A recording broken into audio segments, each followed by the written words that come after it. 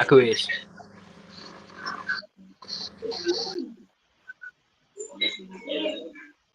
Aku kaget pas tidak saya gini.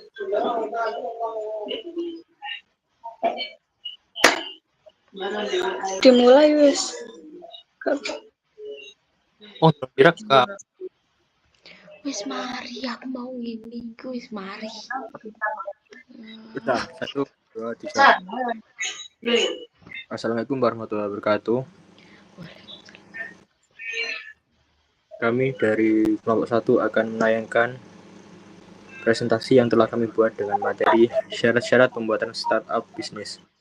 Saya Muhammad Fridhamka duduk sebagai moderator pada sesi presentasi kali ini.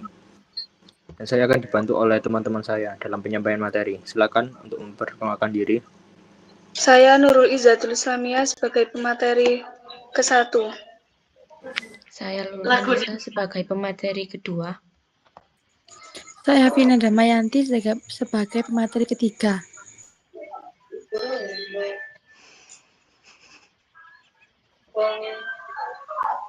Sebelum presentasi dimulai, mari kita berdoa menurut agama dan adat masing-masing. Berdoa, dipersilakan.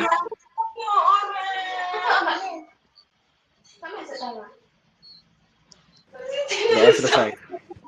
Selanjutnya materi akan disampaikan oleh pemateri 1. Tugas. Baik, di sini kami akan membahas 3 pembahasan. Yang pertama adalah faktor kesuksesan startup di Indonesia. Yang kedua, ciri-ciri perusahaan startup. Dan yang ketiga, syarat startup.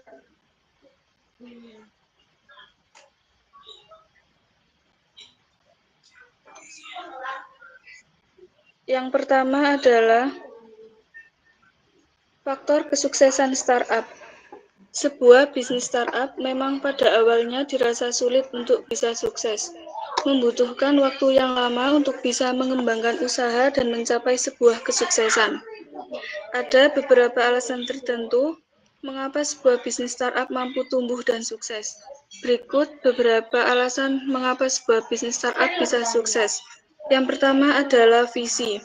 Visi dapat memacu semangat dan meningkatkan kinerja perusahaan. Yang kedua, kecepatan. Kunci sukses startup untuk mencapai. Yang ketiga adalah anggaran. Anggaran dalam startup harus efisien dalam mengelola keuangan, menjaga stabilitas, dan menyesuaikan anggaran dengan kebutuhan. Yang keempat, keterampilan sosial. Yang luas membantu startup tumbuh dan dikenal. Pemimpin yang baik harus membangun relasi, berorganisasi, dan menginspirasi orang lain. Yang kelima, disiplin. Untuk menumbuhkan etos kerja positif dan kreativitas.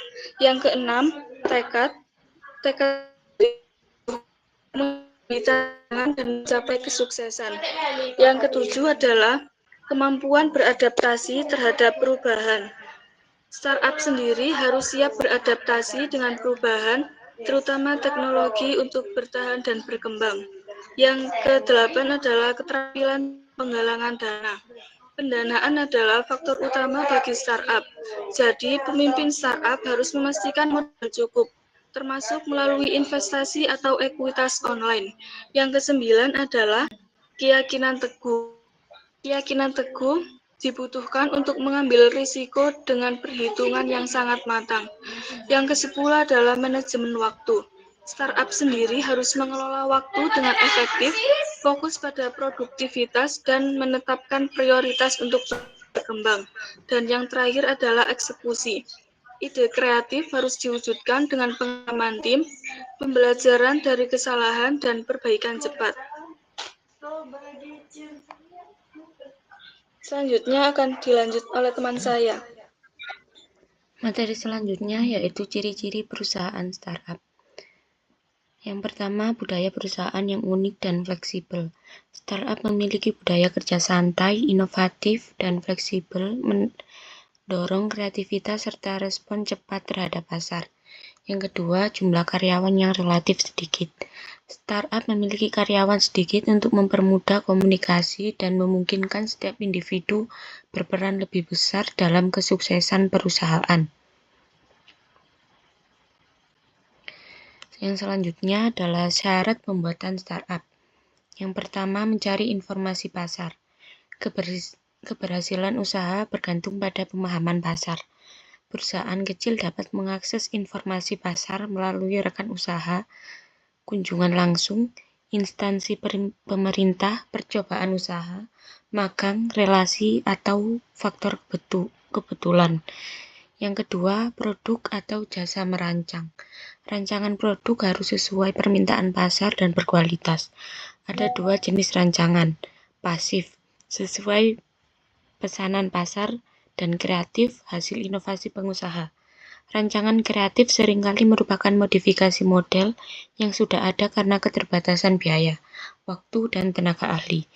Dalam rancangan kreatif, perlu diperhatikan model yang disukai pasar, biaya rendah, syarat teknis, kualitas baik, dan ketersediaan bahan. Pengusaha inovatif sebaiknya mendaftarkan hak paten untuk melindungi karyanya. Yang ketiga, menetapkan bahan. Memilih bahan yang mudah diperoleh, tersedia sepanjang tahun, dan memiliki alternatif pengganti. Efisiensi penggunaan bahan juga harus diperhatikan agar ekonomis. Dalam usaha jasa, bahan mungkin hanya bagian kecil dari biaya, tetapi tetap harus dipilih secara selektif untuk keputusan konsumen. Yang keempat yaitu menetapkan proses produksi. Pengadaan produk atau jasa harus disesuaikan dengan permintaan pasar, baik di produk sendiri maupun dibeli dari pihak lain. Metode ini memerlukan perencanaan, pelaksanaan, dan pengawasan yang cermat agar memenuhi jumlah untuk penyerahan. Yang kelima yaitu menetapkan kebutuhan tenaga kerja. Tenaga kerja adalah faktor penting dalam produksi dan penjualan. Perencanaannya mencakup jumlah yang dibutuhkan, kualifikasi, metode rekrutmen, biaya, penempatan sesuai keahlian, serta pembagian tugas, serta usaha bergantung pada produktivitas tenaga kerja. Yang keenam yaitu menetapkan kebutuhan peralatan dan mesin. Peralatan dan mesin adalah komponen penting dalam produksi. Perencanaannya mencakup jumlah, jenis, efisiensi, tata letak, distribusi beban, ketersediaan cadangan, opsi sewa, serta pertimbangan teknis dan ekonomis saat membeli. Dan efektivitas penggunaannya harus diperhatikan. Yang ketujuh yaitu gedung dan sarana pembantu. Gedung dan sarana pendukung berperan penting dalam produksi dan perdagangan. Perencanaannya mencakup kesesuaian teknis dan ekonomis, luas bangunan, persyaratan pendirian, lokasi strategis, ketersediaan fasilitas, contohnya air, listrik, dan transportasi, serta jaminan kelestarian sarana sepanjang tahun. Yang kedelapan yaitu biaya yang harus disediakan. Setelah semua keputusan produksi atau pengadaan ditetapkan, perlu perhitungan biaya yang mencakup jumlah dana yang dibutuhkan, jadwal pengeluaran, estimasi keuntungan, kemungkinan efisiensi biaya, sumber pendanaan, contohnya modal sendiri, bank atau mitra, serta penanganan risiko, termasuk asuransi jika diperlukan. Yang kesembilan yaitu pelaksanaan. Dalam pelaksanaan operasional, koordinasi, pengarahan, pengawasan, pencatatan, dan motivasi karyawan menjadi faktor utama. Pemimpin harus memastikan semua kegiatan berjalan selaras, menciptakan lingkungan kerja yang sehat, serta meningkatkan produktivitas untuk mencapai keberhasilan usaha. Dan yang terakhir adalah evaluasi. Evaluasi merupakan langkah terakhir dalam pola berusaha yang berfokus pada perbandingan antara perencanaan dan pelaksanaan. Jika terjadi penyimpangan, perlu dianalisis apakah masih dalam batas wajar titik kritis. Selain itu, evaluasi juga menilai pencapaian laba, perputaran modal, serta kesesuaian pengambilan kredit dengan rencana awal. Dari hasil evaluasi, dapat ditentukan apakah perusahaan memiliki prospek yang baik di masa depan atau memerlukan strategi baru untuk perbaikan. Baik, itu saja materi yang bisa kami sampaikan. Apabila ada salah kata, kami mengucapkan mohon maaf. Wassalamualaikum warahmatullahi wabarakatuh.